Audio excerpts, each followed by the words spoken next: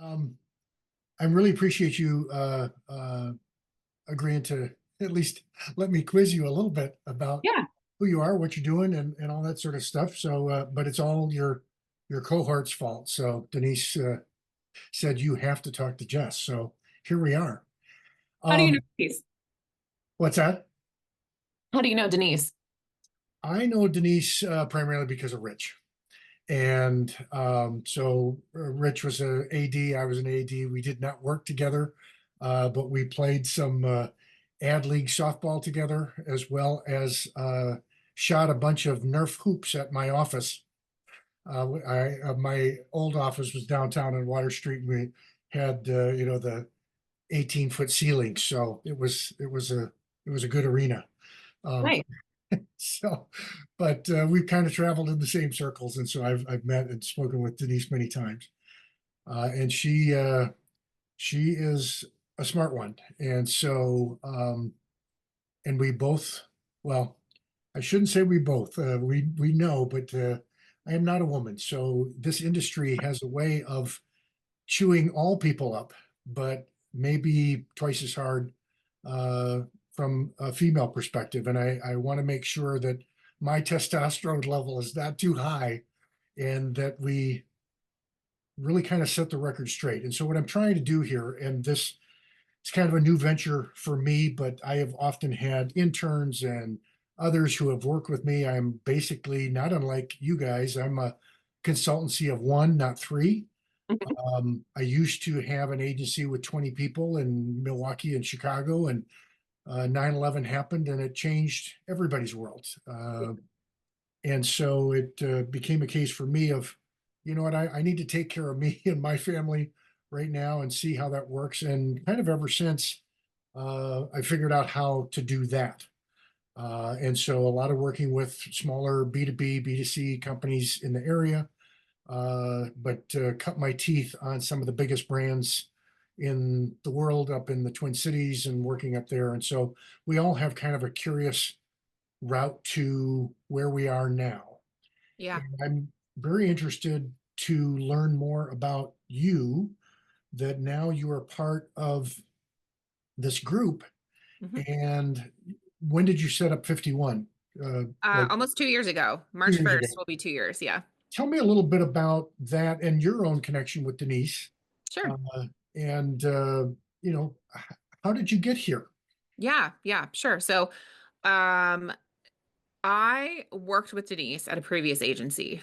Okay. So my path to where I am today was not super linear, as I think most people's are, specifically in the strategy world. So I started my career working for a chamber of commerce right out of college, just kind of like trying to make connections and network and figure out who I wanted to be. I Right. graduated with a degree in communications and PR, just because that was the closest thing to advertising at the time at the college I was at. So I didn't necessarily know what I wanted to do, but I knew I wanted to do something creative and I wanted to be in that world of being able to tell stories and just, solve people's problems. What was, if I may, what was your connection to ever? You almost made it sound though that you created maybe your own major or as close as you could.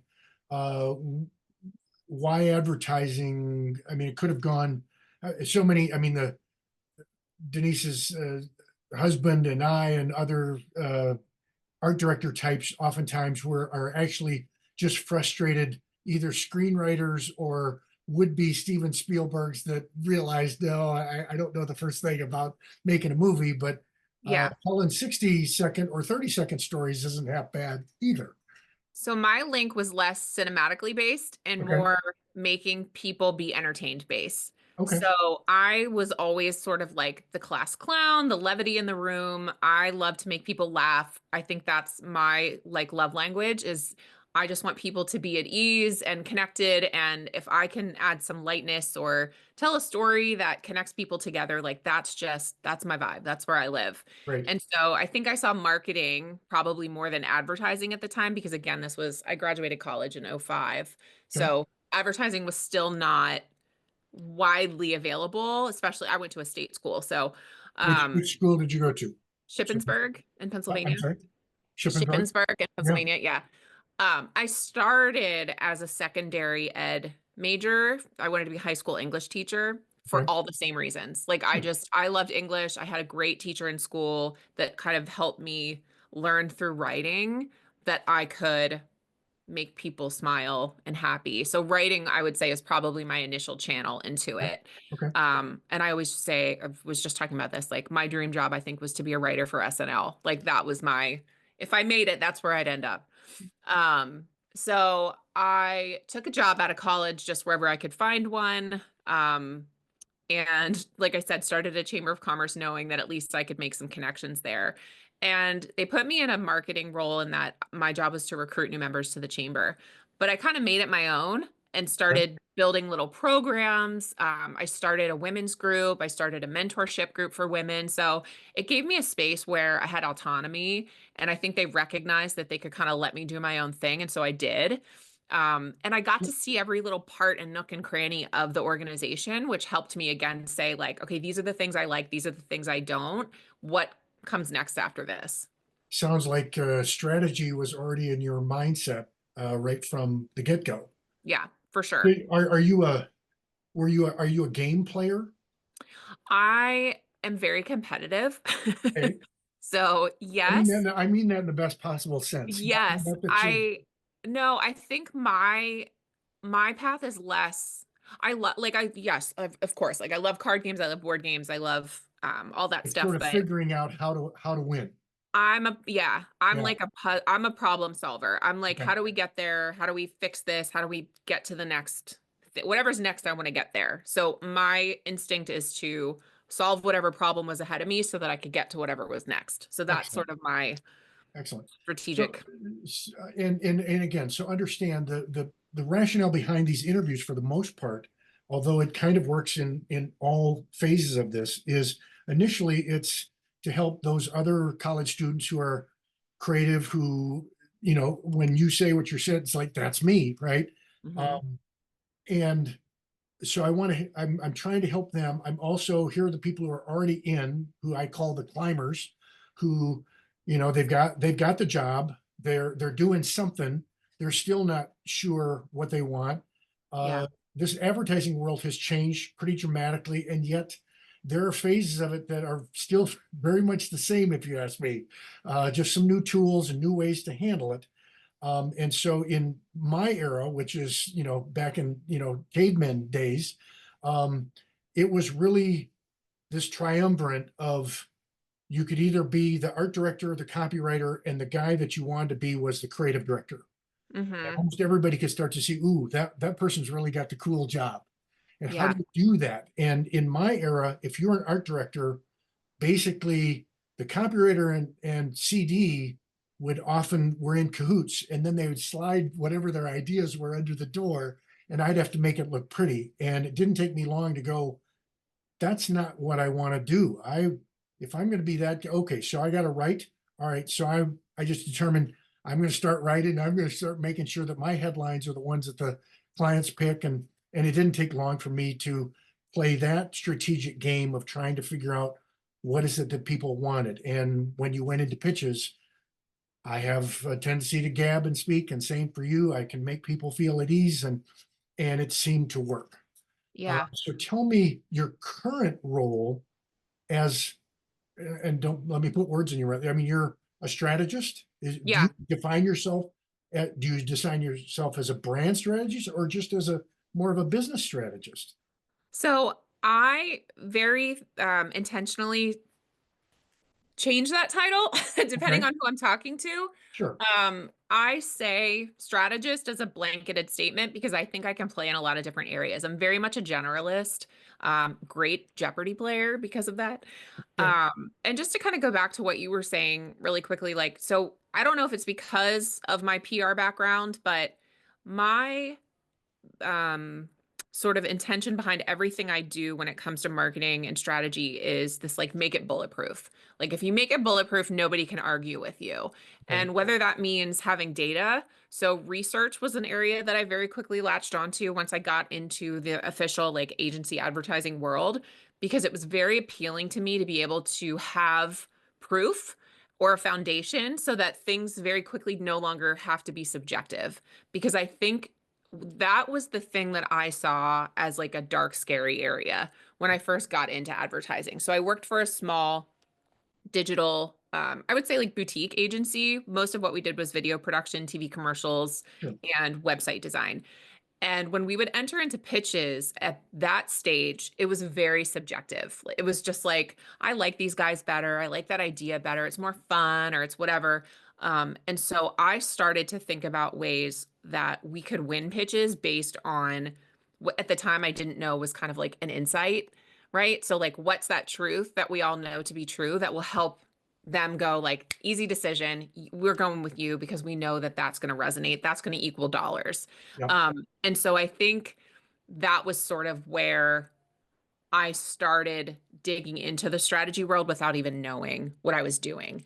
And then when I got to the next agency, that's where the idea of even having that role presented itself to me through Denise, um, and created this like light bulb moment of like, oh, this is what I wanted to do all along. This is what I've Awesome. been working towards. Awesome. Sorry, I'm not sure if I totally answered your No, question. I think you're on the path, and I think there's a common thread with, I haven't interviewed that many so far, but my guess was um, that this was going to be the case. In essence, for one, getting into this profession, which we have come to love in our own ways. Hmm. Um, there's not an A to B. To get to A to B, you have to go through C, D, E, F, G, and Yeah. even Z, right? Things that I had expected to be the case, just, either life throws you curveballs or you just see new opportunities, or like you said, a new light bulb goes off and you wait a second there. And that's what I see, I guess, and I'm curious to know your own insights into this gray world that we now live in. What is it you're seeing? And so as we frame this mostly for those who are younger in this business Hmm. and one of the questions I asked for you was, well, if they wanted to become you, Hmm. should they do, or should they not become you? Is this a fraught Yeah. with danger? So I firmly believe that one of me is enough. Like I'm already taken. So like be you. But model success, right? Like if there's somebody that has a path that appeals to you or has gotten themselves into a role that is like, wow, I could really see myself there. That seems like that might be right for me. I absolutely think there's nothing wrong with saying like, how did you get there? How could I model that? And so, I think back to your earlier question around how, do you define yourself as this type of strategist or that type of strategist?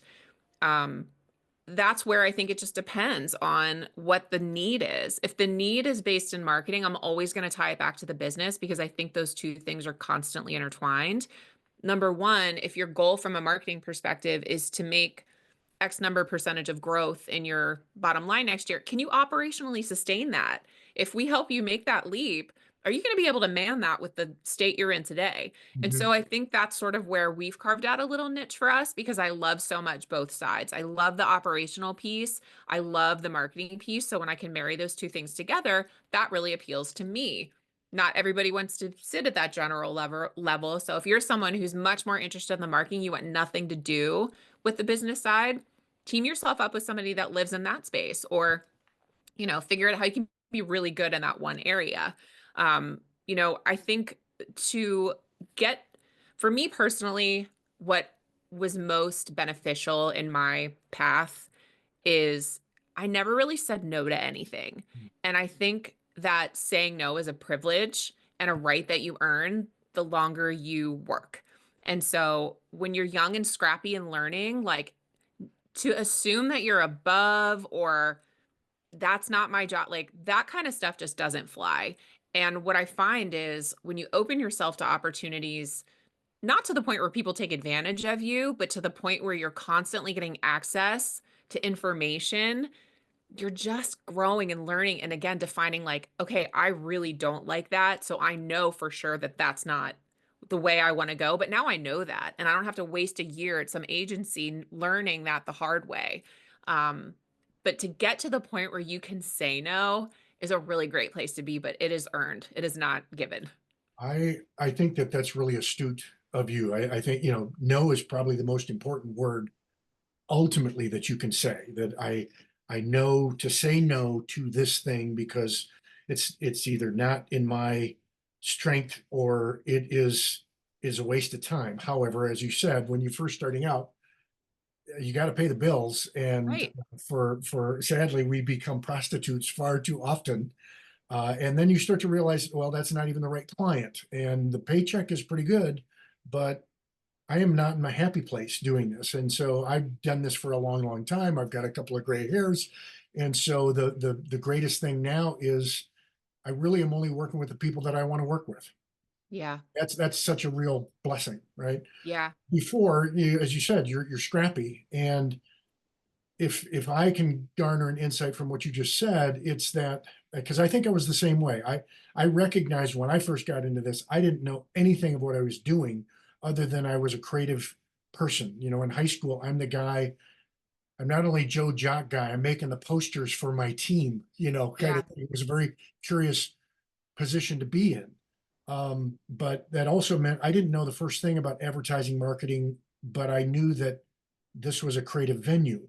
So when you took job number one at the chamber Hmm. and said yes to all of that, which was great because now you're working with the very people who ultimately you're destined to work with, but in a kind of a different light.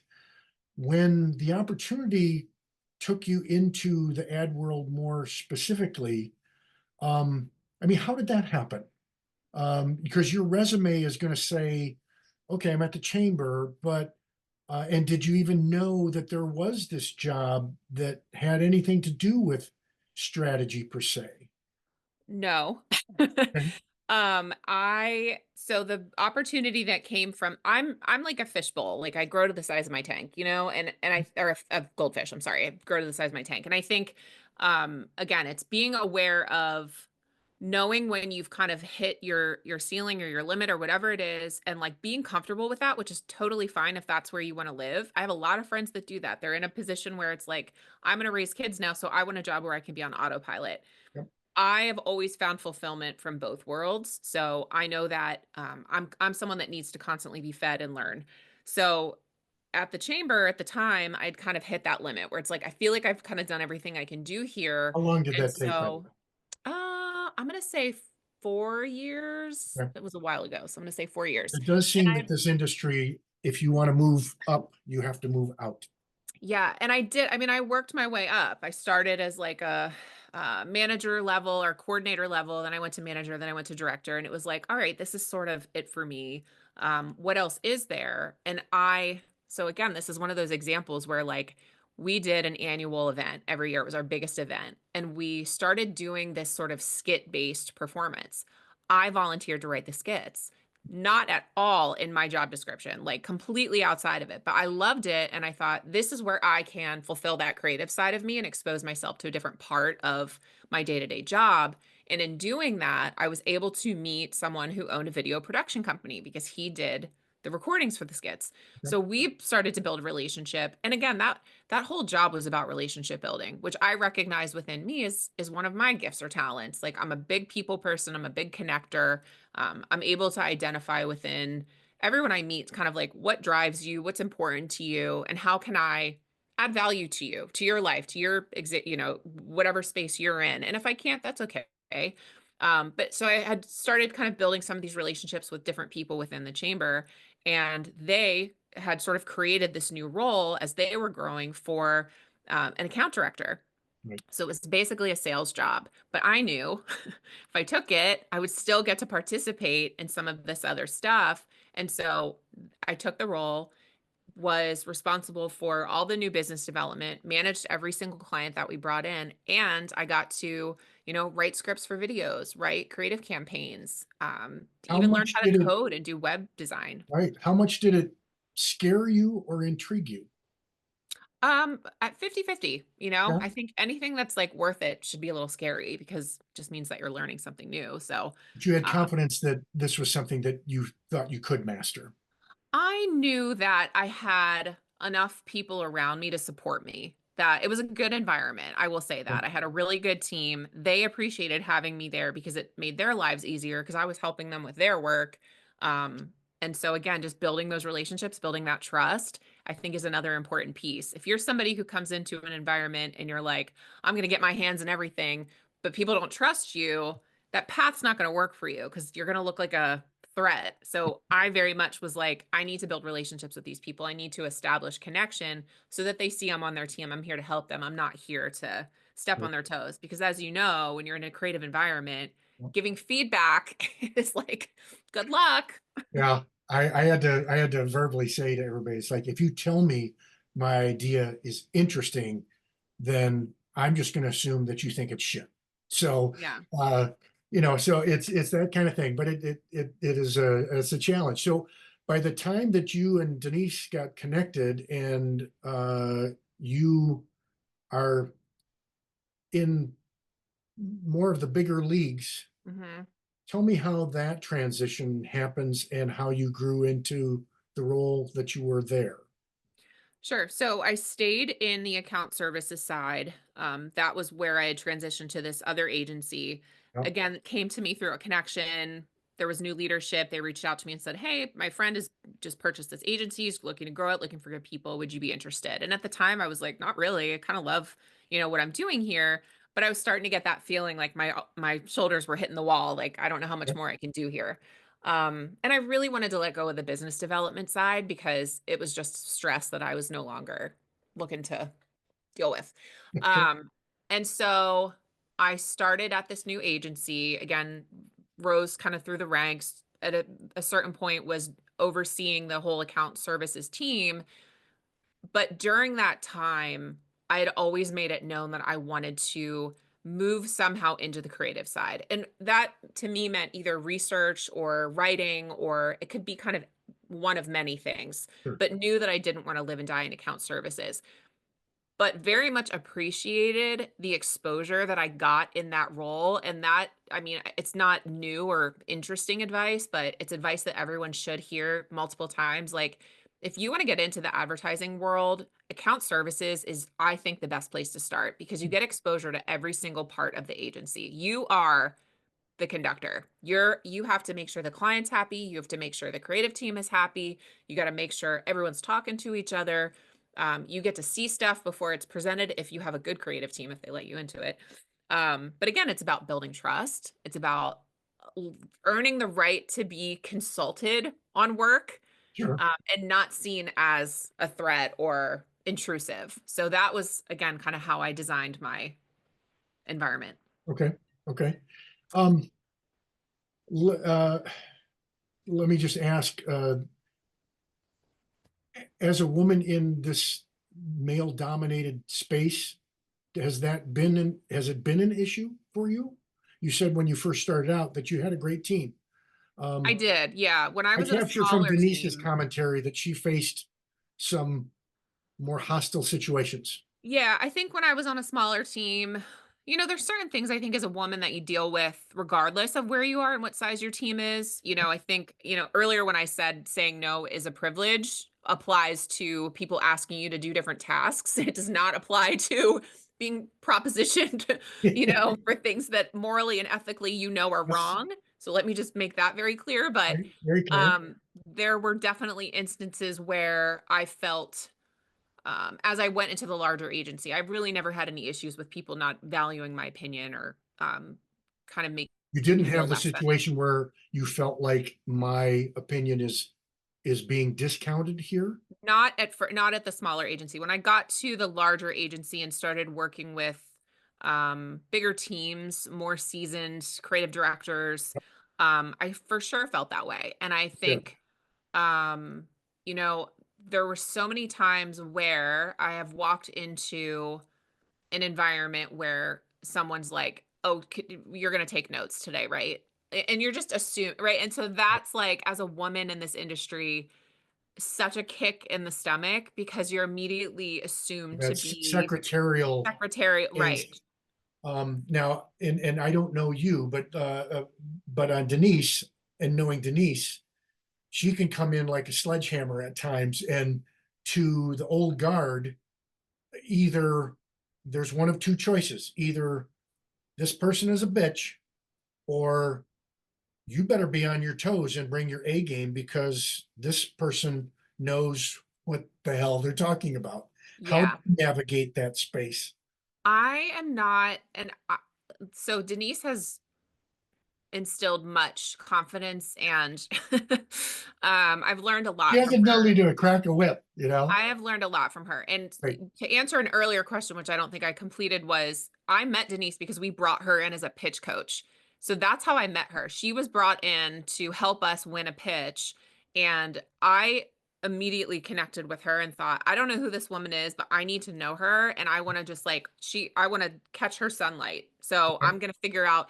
And she did the same thing. And so very early we like locked eyes and she reached out to me. I was like, you're really, I like see a lot in you. And I'm like, I think you're great. Teach me everything you know. So I think that naturally happens too. And I very much encourage anyone who has that feeling where you meet someone and you just want to be a sponge, like Yeah. follow up on that, say something, speak up, because most times, especially when you're a woman, you want to pay that forward and you want to help people come through the treacherous landmines that you've had to navigate too. So I think there's not enough emphasis put on actively seeking mentors. And I say mentors with an S because I think you can have more than one and should have more than one. You Um, know, that's awesome. And I would, and not to turn this into man versus woman kind of thing.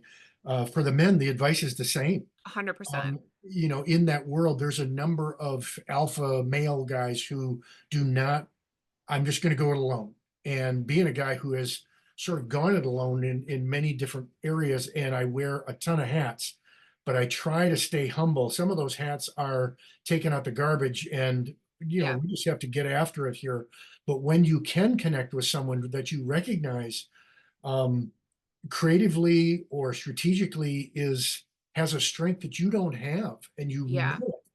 The better My, option is not to fight it, but to, as you said, just be a sponge. Teach me. I'd like yeah. to get better at this. Yeah, absolutely. And I've had male mentors. I mean, I think Right. As probably, you should. right. You And I know, think probably Denise and I have had different experiences just generationally, what we've experienced in the yeah, workplace. I think a lot of work had been done by the time I have found myself in an ad agency setting.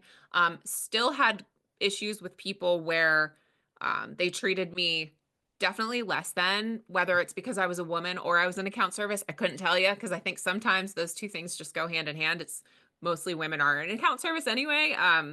But I think my biggest challenge in the male female space when it comes to work is when I get into those boardrooms, when I get into networking situations where it feels like you're automatically considered an outsider because you're not a man. And so I find it really difficult to go to networking events and enter into a conversation without feeling like they're either going to look at me like, what, who are you? Why are you intruding in our conversation? Where I think women are much more like inclusive. If we see somebody that's not engaging or talking, it's kind of like, oh, hey, come talk with us. So that's been my experience. I'm not saying that as a blanket Is statement. that isn't that an insight? Is that a trick for others who everybody feels awkward? If you don't, you know, it's like the first time that it came down to the Milwaukee Ad Club. I used to be a hotshot at the Milwaukee ADCC club, and now when I came down to Milwaukee, I don't know anybody, and Yeah. you just kind of feel like a goof. Yeah, for Do you have sure. any tricks for yourself to put yourself into those situations that are Yeah. start out as uncomfortable? So because again, going back to my chamber days, very quickly mastered the art of networking because I had to, because it was Right. my job. So I needed to make people feel comfortable in a space where they didn't feel comfortable. And so I think there is so much value and almost like social currency in being a connector. So whether or not you see somebody and you look at their name tag and see they work for a company where maybe you know somebody that works there or has worked there or works in that industry or is adjacent to another industry, if you can use that, first of all, everybody wants to talk about themselves. We all know it. So if you can find a way to ask somebody a question about themselves and make it like, oh, I see you work for XYZ company. I have a friend that does that too. How about what is going on in the blah, blah, blah, blah, right? So like Right. being able to add that insight of, There's your suit level where it's like I got to make this a warm call somehow, right? Well, that's my sales training for sure. And I was a waitress, which again, I think everyone should work in food service. You learn a lot there That's a too. tough gig. It is, it is. But again, I think learning how to build those relationships and just earn people's trust from being genuine and being considerate is my path to success. I think, again, just be a good person. Like, if you treat everyone with kindness and you treat everyone like we all deserve a seat at the table, not to sound cliche, but it's like they always say, like, and if you don't get one, just bring your folding chair. Like, you kind of have to walk in with that mindset a little bit. Like, I may not be warmly welcomed into this, but damn it, I'm going to sit down and I'm going to show them that I deserve to be here. I wouldn't say I'm probably as much of like a sledgehammer approach, although I understand why and when that has to be the case. I'm more of a, I'm gonna like slip in here. And by the end of this meeting, you're all gonna be eating out of the palm of my hand and like, we need her at this meeting next week. So Right. that's sort of been my approach to it. In taking that mindset, all right, so you and I are kindred spirits there. Um, I always felt like if there was a piece of advice for young creatives, young suits, young anybody in this industry, probably any industry, quite frankly, um, that just asking a really good question might Mhm. be the best thing that you could do. Yeah. Do you have some another kind of go-to anything that I guess I'm going to frame it in two ways. One, not unlike that networking situation, but two, structurally, when it comes to anybody in this industry, if you wanted to make more money, if that was going to be kind of the key goal, or maybe it shouldn't be the key goal, Mhm. as a strategist, what's the strategy to knock on the CD or VP's door and say, you know what, I think I'm actually worth a little bit more now. How does that work? I again kind of take that back to the relationship level of we're on the same team. And so I know at the end of the day, if you are a CD, if you're on the creative side of the shop and your job is to sell your idea, I want to make you win at the end of the day. I'm on your team. So let's make your idea bulletproof. Going back to that PR mindset. Like, if I can help you sell this, I'm going to challenge it. I'm going to do my job and I'm going to poke holes in it because that's what I'm paid to do. But at the end of the day, your idea is going to hold water and the client's not going to come in and tear it down. So let's make it bulletproof together. Like, let's do this. We're on the same team. We're not competing against one another. And I don't understand where that came from. Like, when did strategy and creative, at what moment in history did those two things become nemesis? Like, it just doesn't make any sense to me. I think it's crazy. It's definitely it's before my time and during my time when I sort of say that I'm the last of the guys trained by madmen. Yeah. Okay, when I started out in 1985, there was still very much the suits versus creatives mentality, but there was also the 3 o'clock martini mentality and Mhm. a number of other things that were in place. And I was dumb enough or green enough to just start asking questions of everybody in the agency. Here's the media director. What is it that you do? And how do you know that it works? And, so I was like a 3-year-old just asking why all the time. And, you know, dumb enough, but hard headed enough to just keep asking. And they realized that I was on the right team and I'm trying to make us better. And I think what I was doing was you're bulletproofing without even knowing it. Because Yeah. it's like, well, I could make the logo blue or pink or purple. It's like, do we have any research to tell us that it should be red? Sure. And I'm getting these answers that I'm understanding at 25 years old. I think half of these people don't really know the answer. So either Yeah. are you telling me that I just need to be confident enough to sell the answer, or is there actually a way to, I mean, I would have loved having you in there to say, Yeah. we actually have some data on this. I'm like, I don't have anything. And Yeah. Well, and you take when you can say the data says, right, and not, I think, or based on my thoughts, here's what, like, I still catch myself doing that. Like, from my opinion, here's what I'm like, no, no, yeah, no. The data shows, and then nobody can argue with it because sure. it's a non, But there are areas in this world that are exceedingly gray. What do for you do sure. with that? What do you do with that? Well, I think at that point there's a lot of psychological information. Again, it's still technically, I guess, data, but if you can start to understand what those drivers are and just sort of study the way that the human behavior works, I think you can plant that into the work too and say, if our goal is to get people to do X, Y, and Z, and that goes back to your brief, right? That's like, and I love the get to buy. Um, because get who to buy, which I think is even better. Because I think now you're looking at very Can you, clearly. you know what? Can you break that down real quickly? There's going to be a number of people who are like, what does she mean by Yeah, that? yeah, this is not my That's a idea. that's a lovely shorthand. I've got Yeah, convinced that because is my yeah, shorthand. yeah, yeah. So that this Tell is me not yours. my proprietary data or thing, but there's a get who to buy format for creative briefs that for me, I have found to be the most effective. You're gonna get whoever the target audience is, right? That's like 40-year-old white women who live in northeastern Pennsylvania. Right? Um, the who to me is the clincher. And I think a lot of agencies and strategists don't take advantage of what that is, which is now we're getting into what makes them tick. What's the problem? Who don't have enough time in a day to take care of their kids and get their work done. That's the who. Two, now we're entering into what's the state we want them to get to. And then buy is how we solve the problem using your product or your service. What's the So, transaction that's going to occur? Um, exactly. yeah, I learned it as convince that because Hmm. convince someone, some group, some whatever, that something, typically something that we hold tangible in our back pocket within the brand, but the because line is the magic line, and the way that I worked it from a creative aspect was you would just vomit on that sentence and come up with something and then start to, as you were saying, sort of bulletproofing it because our product is the best. And it's like, Yeah. you know what?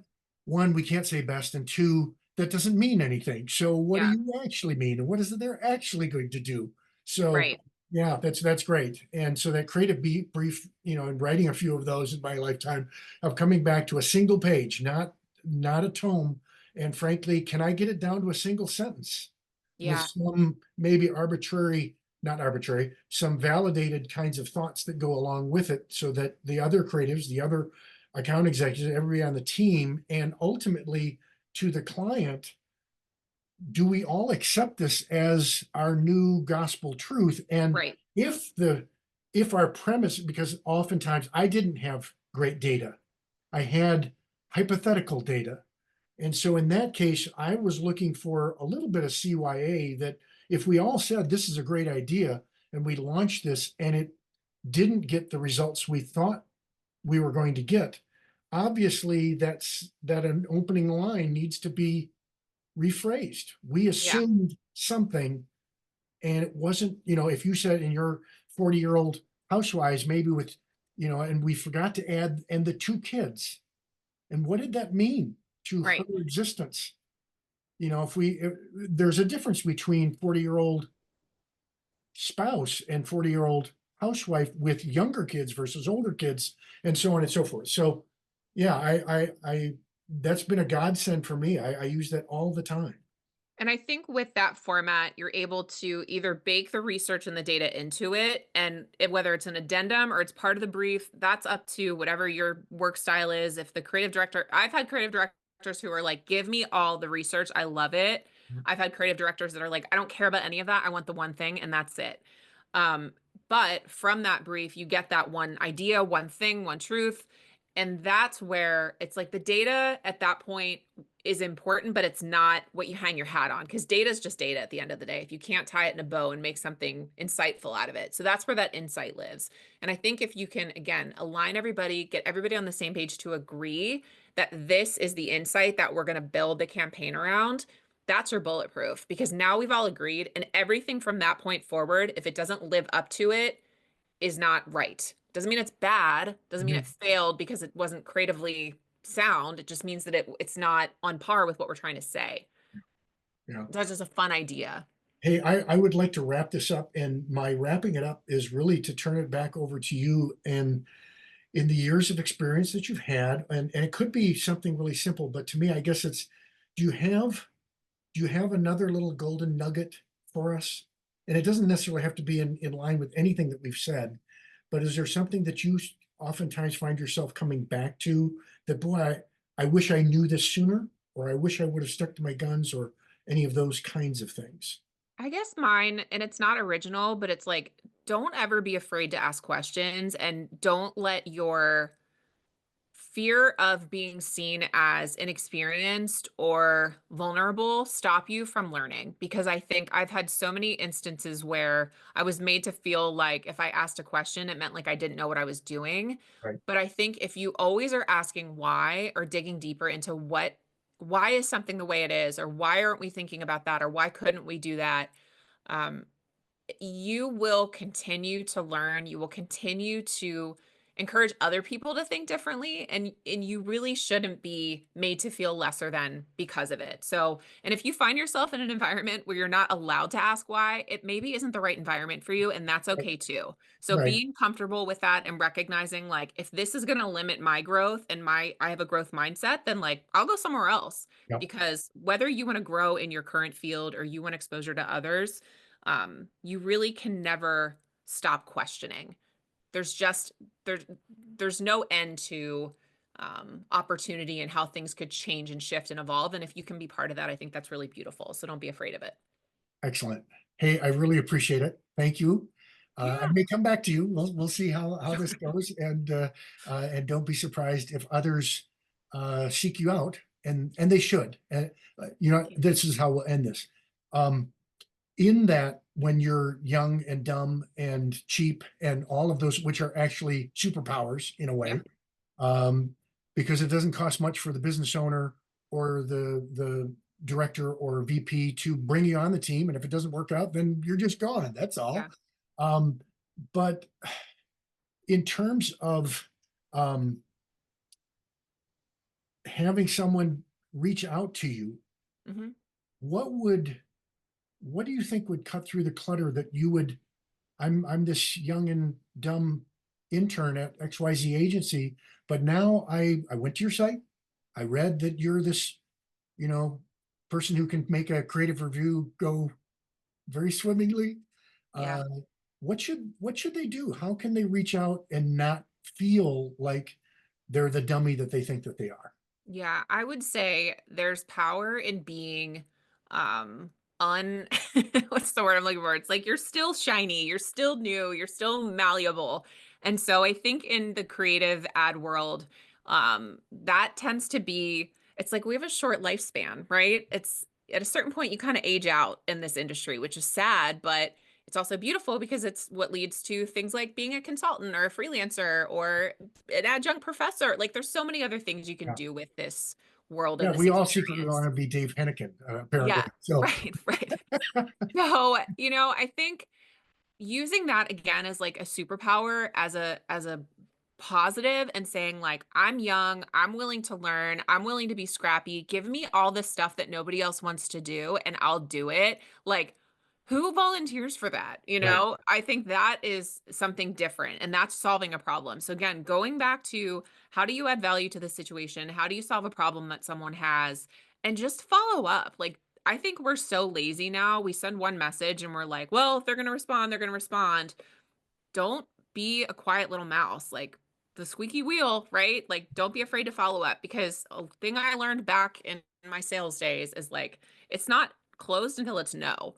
yeah, So until somebody writes back and says no to you, you haven't gotten an answer. So keep great, at it. fantastic. Hey, we'll end it right there. Appreciate it so much. Once this is live, I'll let you know, and we'll go Cool. from there. Awesome. Thanks, All Mike. right. Have a great day. See ya. You too. All right. Bye bye. Bye.